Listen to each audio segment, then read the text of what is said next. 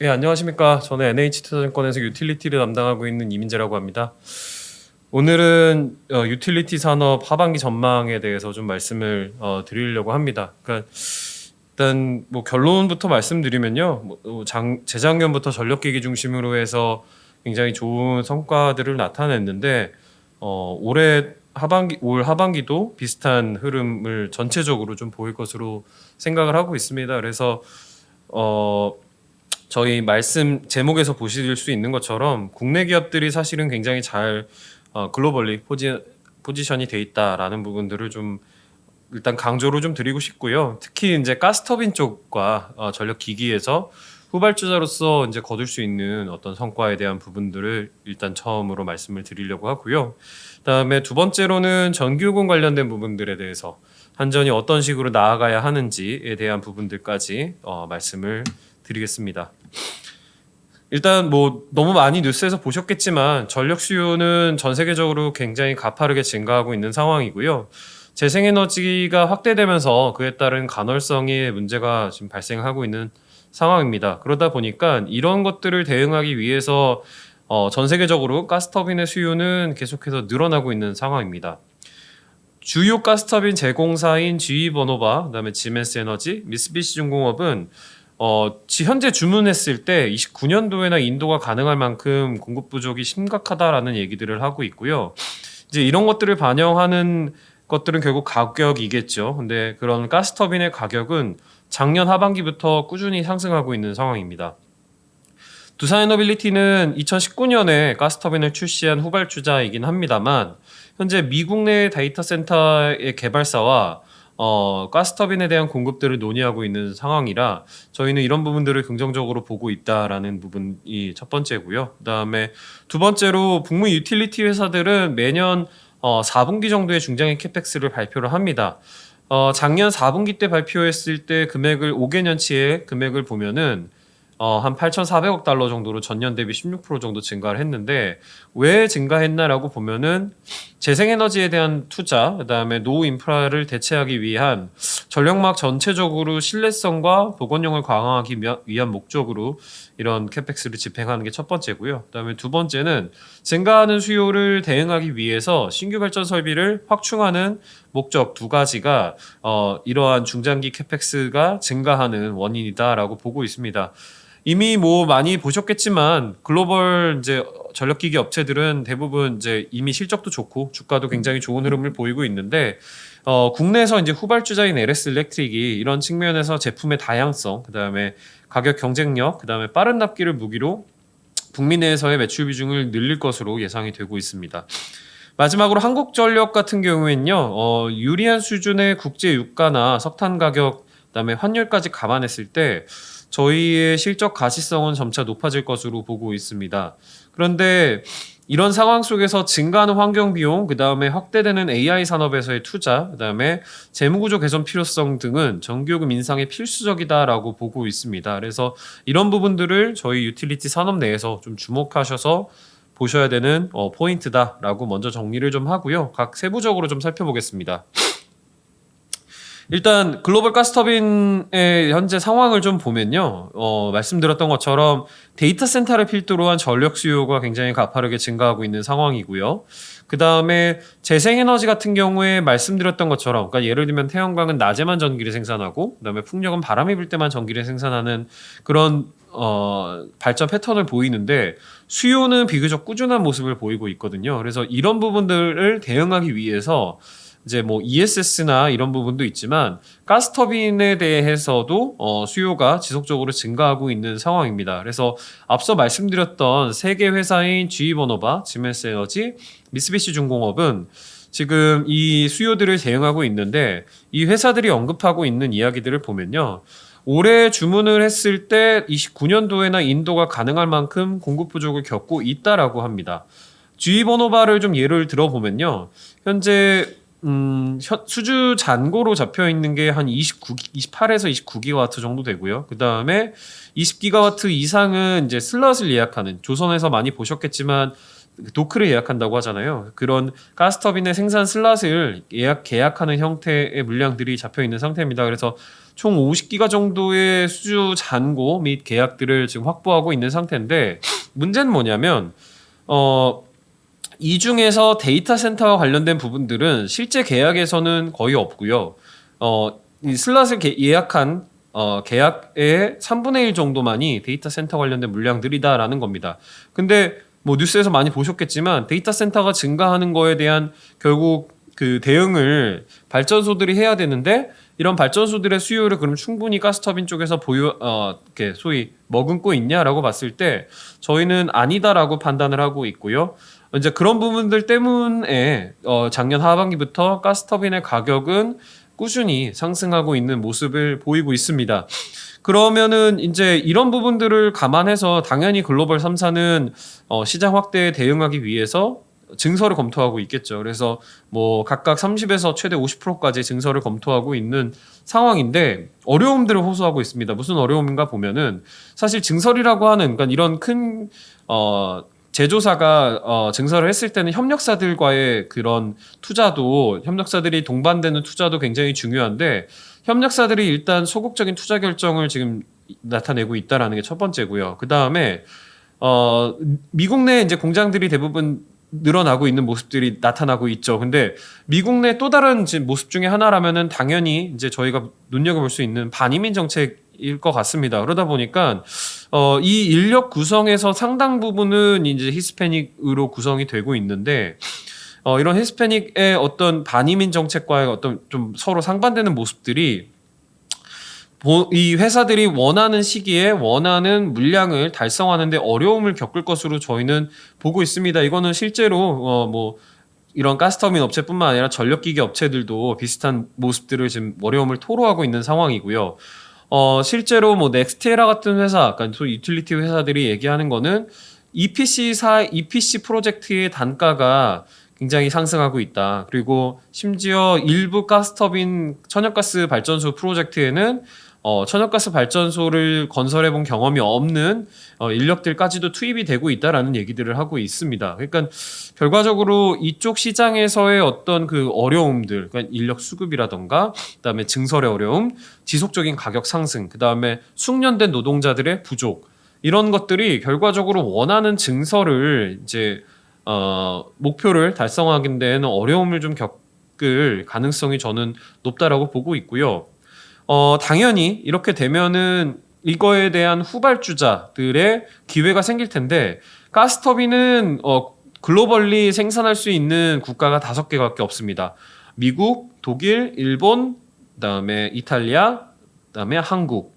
한국이 이제 가장 마지막으로 가스터빈을 출시한 이제 후발 국가이고, 그 후발 주자가 두산 에너빌리티인데, 에너빌리티 같은 경우에는 이제 가스터빈 같은 경우에는 이제 그 가동을 하고 나서 특정 시간 동안은 이제 테스트를 해야 되는데, 최근에 워낙 그 수요가 급하다 보니까, 그러니까 그 수요자들이 이 주문을 빠르게 요구하고 있다 보니까 이런 후발주자들에게까지도 가스터빈의 공급을 요청하는 경우들이 다수 발생하고 있는 상황이고요. 저희가 생각했던 것보다도 빠르게 개발사들과 가스터빈의 공급에 대한 논의를 하고 있는 상황입니다. 근데 앞서 보셨겠지만 증설 역시도 원활하게 진행되고 있지 않기 때문에 에너빌리티에게 이런 기회들은 조금 더 빠르게 이루어질 수 있다라고 좀 판단을 하고 있고요. 미국 시장의 가스터빈을 소위 납품하기 시작하면은 다른 지역에 또 확대할 수 있는 기회들은 굉장히 많다라고 보고 있습니다. 그래서 대부분 에너빌리티를 보실 때 이제 원전, SMR 이런 부분들을 많이 주목해서 보시지만, 가스터빈 시장에서의 기회가 굉장히 열려 있다. 그래서 이런 쪽에서의 저희가 사업 기회들을 좀 눈여겨볼 필요가 있다라고 생각을 합니다. 그 다음은 이제 요즘 가장 핫한 부분 중에 하나인 원자력 부문이고요. 일단 결론부터 말씀을 드리면, 제가 사실 몇 년 전부터 얘기를 드렸는데 두산 에너빌리티는 원전 시장 내에서의 TSMC와 같은 역할을 할 것이다라는 얘기를 드렸습니다. 지난 뭐 2, 3년 동안 변화한 부분들은 전혀 없고요. 현재 이런 원자로를 만들 수 있는, 그러니까 소위 경수로 베이스의 원자로를 만들 수 있는 회사는 중국, 러시아, 그다음 프랑스, 제외하면 에너빌리티밖에 없는 상황이고요. 특히 이제 미국과의 협력이 긴밀하게 이루어지고 있는 기업은 국가는 한국이고 기업은 에너빌리티다라는 측면에서 이런 독주를 막을 수 있는 기업은 저희는 제한적이다라고 보고 있습니다. 뭐 극단적으로 경쟁사가 없다라고 보셔도 되는 상황이라고 보고 있고요. 이제 미국과 한국에 한해서 그렇기 때문에 이런 점들이 지금 최근에 이제 주가 흐름에서 나타나고 있는 모습이다라고 보시면 되지 않을까 싶고요. SMR에 대해서 지금 시장의 기대가 굉장히 높은 것은 맞습니다. 그래서 뭐 아시다시피 트럼프의 행정명령으로 미국 내 원전이 굉장히 확대될 것이다라는 기대감 첫 번째, 그 다음에 그거에 대한 정책적 지원들이 이루어지고 있는 것들, 그 다음에 세 번째로는 빅테크들이 소위 디벨로퍼로서 사업을 참여하게 되면서 이런 SMR의 투자에 열을 올리고 있다라는 것들을 종합해 봤을 때 SMR을 포함한 원전에 대한 중장기 수요는 굉장히 강력하다라고 보고 있습니다. 그리고 저희도 그렇고 이제 미국 내 주요 기관들, 그다음에 유틸리티 기업들이 일반적으로 SMR이 확대될 것으로 예상했던 시기는 30년대 중반 이후에나 로 예상을 했었는데 현재 어떤 정책 보조와 어떤 투자 규모, 방향 등을 비춰봤을 땐 이러한 속도는 조금 더 빨라질 것이다라고 생각이 들고 있는 상황입니다.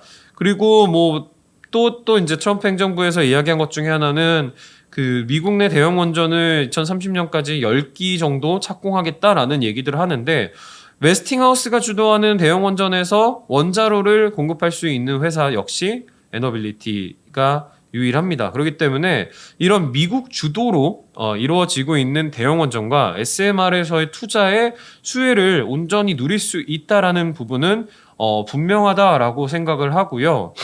에너빌리티는 이제 SMR 같은 경우에는 뭐 많이 들어보셨을 뉴스케일이라고 하는 회사뿐만 아니라 영국의 롤스로이스, 그다음에 4세대 원자로를 만드는 엑스에너지, 테라파워 등과도 이제 협력 관계를 이미 구축해 나갈 계획입니다. 그 외에도 다수의 업체들과 이런 부분들을 검토를 하고 있는 상황인데 결과적으로는 이 SMR 시장 확대 시에는 분명히 수혜를 누릴 수 있는 부분들이 강하게 있다라는 것들을 저희가 좀 볼 수 있을 것 같고요.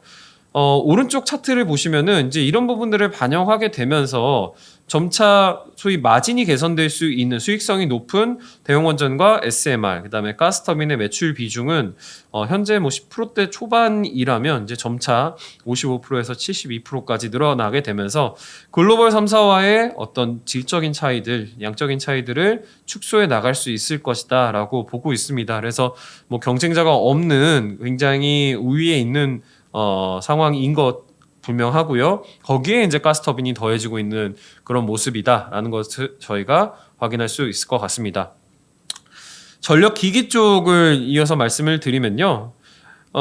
지금 현재 글로벌 전력기기 3사, 슈나이더 일렉트릭, 그다음에 이튼, ABB 이 3사의 모습을 보면은 현재 PER 기준으로 25배, 그러니까 20배 중반 정도에 지금 있는 상황입니다. 반면에 국내 3사들은 물론 최근에 이제 주가가 올랐습니다. 그래서 이 할인폭은 좀 많이 축소돼 있는데 앞으로, 그러니까 올해가 아니라 내년, 내후년으로 갈수록 이 할인폭은 더 확대될 것으로 보고 있는데요. 이게 왜 그런가 좀 보면요. 오른쪽 차트에서 보시는 것처럼 일단 글로벌 3사들의 지금 성장률, 컨센서스 기준에서의 EPS 성장률을 보면요. 10%대 초반 정도 수준에 이제 불과한 상황입니다. 이게 왜 그러면 이렇게 글로벌 3사들의 성장률이 낮냐? 많이 들어보셨겠지만 일단 이미 이 글로벌 3사들은 미국 시장에 대응하기 시작한 지 3, 4년이 다 돼가고 있는 상황입니다. 그리고 데이터 센터에 관련된 수주들도 충분히 받고 있는 상황이고요. 그래서 예를 들면은 뭐 이튼이나 슈나이더 같은 회사들은 데이터 센터 관련된 물량들을 뭐 수년치를 이미 확보하고 있는 상태고 이제 이런 부분들에서 증설을 진행하고 있는 증설 계획들을 잡고 있는 상황입니다. 그러면 당연히 나올 수 있는 Q는 거의 맥스로 지금 나와 있는 상태고 이제 이런 부분들이 이제 EPS 컨센서스에 반영이 되면서 제한적인 성장률을 보이는 그러니까 소리 말해서 올거닉 그로스 정도만 이제 가능한 상황이다라면 후발주자인 LS 일렉트릭과 효성중공업은 이제 이제부터 미국 쪽의 매출을 늘리고 그다음에 증설을 하고 있고 그다음에 뭐 중저업 쪽에서의 유통 채널을 확대한다든가 이런 것들이 EPS 성장률을 높일 수 있는 기회다라고 좀 보고 있습니다. 뭐 단적인 예로 국내 일단은 변압기 쪽에서 가장 퍼포먼스가 좋은 HD 현대일렉트릭 같은 경우에는 이미 미국 쪽에 그다음에 유럽 쪽의 매출 수주들을 충분히 확보하고 있는, 그리고 증설을 제외한다면은 이미 갖고 있는 캐파에서 뭐 29년도 물량들을 28년에서 29년도 물량들을 지금 받아오고 있는 상황을 감안했을 땐 결과적으로 이런 모습들을 앞으로 보일 LS 일렉트릭이나 효성중공업이 이런 후발주자로서 실적 개선되는 모습들이 좀 더 극명하게 나타날 수 있을 걸로 저희는 보고 있고요. 특히 LS 일렉트릭 같은 경우에는 이제 약점으로 좀 지적돼 왔던, 그러니까 재작년부터 약점으로 지적돼 왔던 초고압 변압기에서의 증설을 올해 이제 그 결과물이 이제 하반기 정도에 나올 거고요. 그다음에 북미 데이터 센터로의 납품 역시도 지금 계획대로 진행이 되고 있는 상황입니다. 그래서 이 고객사들은 좀 더 넓혀 나갈 가능성이 높다라고 저희는 판단하고 있고요. 그다음에 사실 LS 일렉트릭의 주력 제품을 보면은 중저업 제품입니다. 근데 중저업 제품은 기본적으로 인증을 받아야 되고 제품군이 굉장히 많습니다. 그러다 보니까 이런 부분들에서 특히 이제 북미 시장이 워낙 경쟁이 치열했기 때문에 진출을 좀 꺼렸다면, 뭐 지난 2, 3년 전부터는 이제 북미 유통 채널의 진출 계획을 본격화시켰고요. 작년부터는 이제 확대되고 있는 그런 상황입니다. 그래서 그 결과물들이 올해부터 좀 나올 것으로 보고 있고, 이런 이유는 글로벌 3사들의 그 모습에서 살펴볼 수가 있는데, 워낙 미국 내 특정 제품, 특정 저압 제품에서의 그 소위 공급 부족이 심각하기 때문에 어떤 경우에는 뭐 그게 이런 실제로 이런 표현이 있었습니다만 UL 인증, 그러니까 미국 내 그 인증이 없이도 지금 일단은 급한 대로 쓰고 있다라는 코멘트들도 있었거든요. 그래서 이런 부분들이 결국은 일렉트릭의 이런 북미 유통 채널 확대 전략에 굉장히 좀 긍정적으로 기여했던 것이 아닐까라고 생각이 듭니다. 그래서 이런 LS 일렉트릭과 효성중공업의 그 주자 같은, 그러니까 LS 일렉트릭, 효성중공업 같은 후발주자들의 이런 실적 개선들이 좀 올해 내년도에 눈에 띌 것이다라고 저희는 보고 있고요. 그러면은 전체적인 시장은 좀 어떨 것이냐? 결론을 말씀드리면 북미 시장은 견조할 것으로 보고 있습니다. 제가 이제 북미 시장을 보는 지표는 북미 유틸리티 회사들의 중장기 캐펙스인데요. 왜냐하면 결국은 이런 북미 시장, 우리나라도 마찬가지죠. 우리나라 송배전 투자는 100% 한전이 이제 전적으로 한전이 전담을 해서 이제 담당을 하게 되는데, 미국은 대부분이 규제 유틸리티 회사들의 송배전 사업을 이제 점유하고 있는 경우들이 많습니다. 그러면 그들이 어떤 식의 캐펙스 계획을 갖고 가느냐에 따라서 이 송전과 배전 시장을 저희가 예상을 해볼 수가 있는데, 일단 결론은 작년에도 증가했고요. 지난 3년 동안, 3년 이상 북미 시장에서의 캐펙스는 증가하고 있는 그런 상황입니다. 그러면 왜 이런 것들이 증가하고 있냐? 일단은 오래됐습니다. 미국의 발전량이 유의미하게 증가했던, 그러니까 뭐 5% 이상 증가했던 시기는 1990년대 이전이고요. 그 이전에 사실 발전소들이 들어왔다라는 얘기는 그 전에 관련된 인프라들이 구축이 됐다라는 거고요. 뭐 최소 30년 이상 됐죠. 그러니까 이런 노후화된 인프라를 교체하기 위한 투자가 일단 필요하고요. 그다음에 미국도 물론 트럼프 행정부 하에서는 뭐 재생에너지에 대한 그 규제들이 분명히 있습니다만 재생에너지가 계속 늘어나고 있는 상황입니다. 참고로 미국에서 지금 얘기하고 있는 발전원별로 이제 도입 가능한 시기를 좀 살펴보면은, 원전은 사실 30년 이후에나 좀 가능하고요. 천연가스 아까 보셨던 것처럼 가스터빈이 29년도 이후에나 납품이 가능하고요. 그다음에 석탄 사실 고려 대상이 아니죠. 재생에너지, 특히 풍력과 태양광이 비교적 짧은 시기에 도입이 가능합니다. 그러니까 이런 투자를 사실은 정부 정책과는 좀 사실 반대되는 모습들이 있죠. 근데 이런 빠르게 공급해야 된다라는 목적으로 이런 쪽에 투자를 늘리고 있는 것들이 결과적으로는 송전과 배전 쪽에 투자를 확대하게 되는 첫 번째 주요 이유라고 보고 있고요. 두 번째는 당연히 증가하는 수요들을 대응하기 위한 부분들의 투자들도 이제 진행이 되고 있는 그런 상황입니다. 그래서 이게 지금 이제 데이터 센터 관련해서 지금 사실 본격화된 게 작년 이맘때쯤부터였던 걸로 기억을 하거든요. 그때 그렇게 보시면 3월 정도에 일론 머스크가 AI 산업을 육성하기 위해서 전력이 부족하다, 변압기가 부족하다라는 코멘트를 하고 나서부터 데이터 센터에 대한 수요들이 그다음에 관심들이 높아졌는데 뭐 사실 데이터 센터는 이제 막 본격적으로 진행이 되고 있는 그런 구간이다라고 저희는 생각을 하고요. 그 외에도 리쇼어링, 그다음에 전기차 확대 같은 부분들이 미국 내 전력 수요 전망치를 매년 빠르게 상향 조정하고 있다라고 보고 있습니다. 그래서 이런 부분들은 결과적으로 미국 내 이제 산업 방향 자체가 굉장히 견조하고 미국을 주요 고객사로 삼고 있는 국내 기업들의 중장기 계획 성장에 굉장히 큰 기여를 할 수 있다라고 생각을 합니다. 그래서 전력 기기 역시도 견조한 모습들을 현재 보이고 있는 그런 상황이다라고 보고 있습니다. 물론 아까 말씀드렸던 그 원전 산업도 그렇고 그다음에 전력 기기 산업도 그렇고 최근에 워낙 주가가 좀 많이 올랐죠. 근데 이제 그런 점들을 감안했을 때 전력기기는 실적에 대한 부분들을 항상 좀 염두를 해두셔야 되는 상황인 것 같고요. 그다음에 원전 같은 경우에는 사실 높은 밸류에이션이 부담 요인이다라고 좀 보고 있습니다. 그래서 중장기적으로 우상향하는 모습을 보일 가능성은 높습니다. 하지만 단기적으로는 이런 여러 가지 변수들로 인해서 변동성이 좀 있을 수 있다라는 점들을 일단 종목을 보실 때 눈여겨 보시면 될 것 같고요. 기본적인 펀더멘탈, 그러니까 북미 유틸리티 시장의 모습이 어떤 식으로 움직일지 그 시장에서의 방향성 자체가 이런 투자 규모나 어떤 전력 사용량이나 전력 수요 증가 예상치 이런 것들이 꾸준히 증가하는 모습들을 보이고 있는지 공급에 대한 과잉 투자가 이루어지지 않는지를 확인하면서 이런 것들을 저희가 계속 체크할 필요가 있다라고 저는 판단을 하고 있습니다. 그래서 그렇고요. 이제 한전 국내 쪽의 전기 요금을 비롯한 모습들을 좀 말씀을 드리면요. 일단 1분기 국내 전력 시장에서의 특이 사항이 좀 있었습니다. 왼쪽 그림에서 보시는 것처럼 석탄 이용률이 사실 좀 가파르게 하락을 했고요.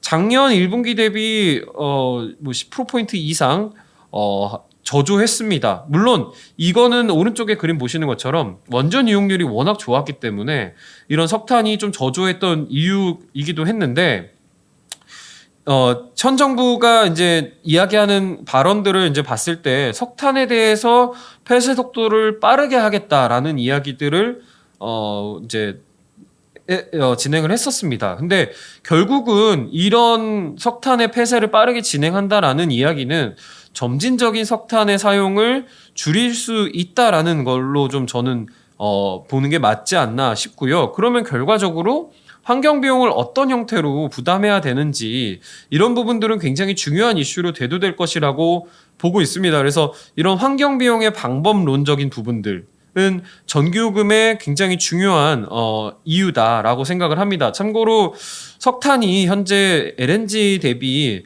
단가가 뭐 거의 2배 가까이 이제 차이가 나는, 그러니까 절반 정도 LNG보다 저렴한 발전원인데 물론 환경이나 이런 비용들을 사회적 비용들을 감안했을 때 그렇지 않을 수 있죠. 근데 그런 부분들은 결국 석탄을 줄이면 뭐 예를 들면 현재로서는 LNG를 늘려야 되기 때문에 당연히 이제 구입 비용이 늘어나게 되면서 이런 부분들에 대한 비용을 어떤 식으로 분담할 것이냐 이런 것들은 좀 저희가 계속 논의를 해봐야 되는 이슈입니다. 하지만 네, 일단 그렇고요. 그 다음에 다음 페이지에 보시면요. AI 산업에 대한 육성을 지속적으로 이야기를 해오셨고요. 그 다음에 재생에너지에 대한 확대, 그 다음에 그걸로 인한 개통 연계 투자 역시 늘어나야 한다라는 이야기도 계속적으로 진행이 있었습니다. 저희가 아까 미국 시장에서 보셨겠지만 AI 산업에는 결국 전력이 필요하다라는 거고요. 전력 인프라에 대한 투자들 역시 동반될 수밖에 없다라는 겁니다. 그리고 재생에너지가 늘어나게 될 경우에 역시나 이런 개통에 대한 투자들이 필요한 상황입니다. 전력망에 대한 투자들이 필요하죠. 전적으로 한전을 중심으로 해서 이런 전력망의 투자가 지금 이루어지고 있는 상황인데 한전은 사실 어려움이 있죠. 지난 러시아 우크라이나 전쟁 이후에 천연가스 가격이 급등하게 되면서 한전의 재무 구조는 빠르게 악화됐고요. 당시 한전 법에 따라서 사채 발행 한도가 2배였던 거를 6배로 늘렸는데 그 일몰 기한이 27년 말로 2년 정도, 2년 좀 넘게 남아 있는 상황입니다. 근데 문제는 뭐 올해 이제 시장에서 보고 계시는 영업이익이 뭐 10조대 초중반 정도 뭐 레인지가 그 정도 되는 걸로 알고 있는데, 이런 수준의 이익이 계속 되더라도 27년도 말 기준 부채 비율은 여전히 부담스러운, 그러니까 쉽게 말하면 한전법을 개정하거나 아니면은 이익을 더 내서 한전법을 준수하는 두 가지 방향이 필요한 그런 상황입니다. 그렇기 때문에 지금 한전 입장에서는 재무구조에 대한 부담도, 그다음에 AI 산업에 대한 육성 투자 역시도, 그다음에 앞서 보셨던 환경 비용에 대한 분담까지도 지금 겪고 있는 그런 상황이다라는 부분들을 좀 봐야 됩니다. 그러면 한전은 안 좋은 거 아니냐?